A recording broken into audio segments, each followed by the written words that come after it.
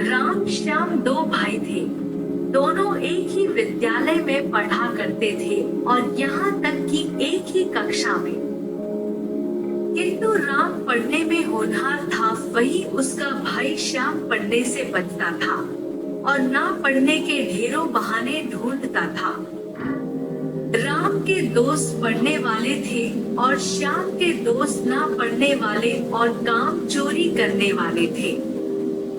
राम अपने भाई श्याम को उन दोस्तों से बचने के लिए कहा करता, मगर श्याम उसे डांट लगा देता और कहता, अपने काम से काम रखा करो। श्याम के दोस्त घर से स्कूल जाने के लिए निकलते और रास्ते में कहीं और चले जाते। कभी पार्क में बैठते, कभी जाकर कहीं खाना पीना करते और कभी फिल्म देखा करते थे। श्याम भी उनकी संगति में आ गया और वह भी धीरे धीरे स्कूल जाने से बचता रहता। श्याम भी उन दोस्तों के साथ बाहर में खाना पीना और घूमना करता। राम उसके इस प्रकार की धोखाधड़ी से बहुत चिंतित था। श्याम से परीक्षा में फेल होने की बात भी कही, मगर श्याम ने नहीं माना। एक दिन की बात है, श्याम स्कूल जा रहा था। उसके दोस्त मिल गए और उन्होंने कहा, आज स्कूल नहीं जाना है।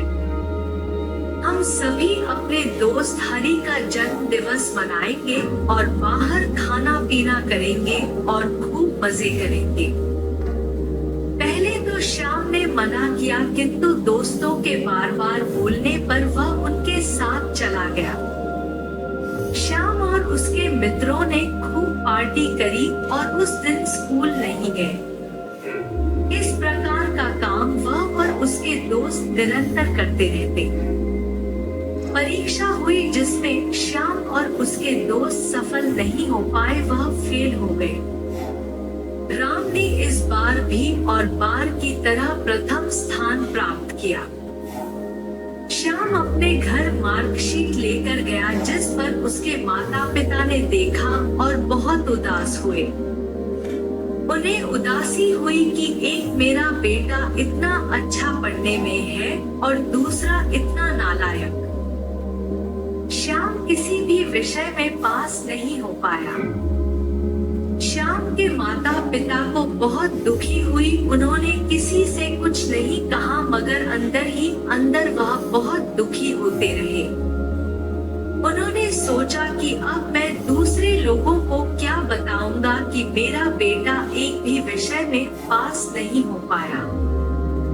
इस प्रकार माँ पिताजी को श्याम ने बहुत चिंतित वह दुखी देखा, जिस पर उसे भी दुख हुआ।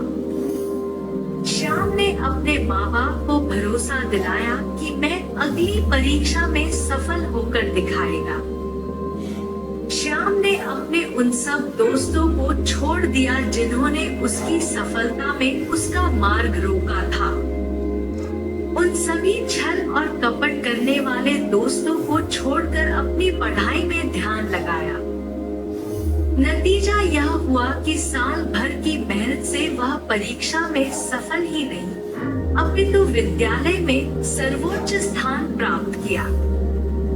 इस पर उसके माता पिता को बहुत खुशी हुई है और अपने पुत्र श्याम को गले से लगाया, उन्हें शाबाशी दी।